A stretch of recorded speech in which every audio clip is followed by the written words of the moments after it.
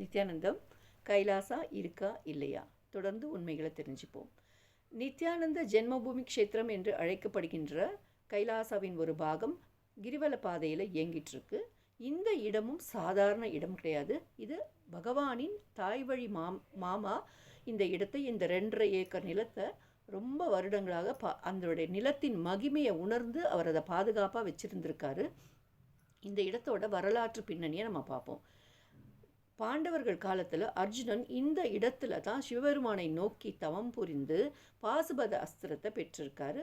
மேலும் சிவபெருமானை விட்டு பிரிந்த பார்வதியும் கௌதம ரிஷியின் ஆலோசனையின் பேரில் இந்த இந்த ஜென்மபூமி க்ஷேத்திரத்தில் இருக்கிற மலையடிவாரத்தில் தான் உட்கார்ந்து அவங்க தவம் இருந்திருக்காங்க. அதுக்கப்புறமா அவங்க சிவபெருமானோட அர்த்தநாரீஸ்வரராக ஐக்கியமாகியிருக்காங்க. மேலும் ஒரு நாடோடி ஞானியான ஸ்ரீனிவாச சுவாமிகள் இந்த இடத்துல பிற்காலத்தில் ஒரு மிகப்பெரிய அவதார புருஷர் வந்து இருப்பார் அப்படின்னு அவரும் கணிச்சு சொல்லியிருக்காரு. ஸோ இத்தனை சிறப்புகள் வாய்ந்த இடம்தான் நித்யானந்த ஜென்மபூமி க்ஷேத்திரம். இங்கேயும் தினமும் தொடர்ந்து அன்னதானம் நடந்துகிட்டே இருக்குது. நாம் தொடர்ந்து சுவாமியோட பகவான் நித்யானந்த பரமசிவம் அவர்களை பற்றியும் கைலாசாவை பற்றியும் உண்மைகளை தெரிந்து கொள்வோம். நன்றி. நித்யானந்தம்.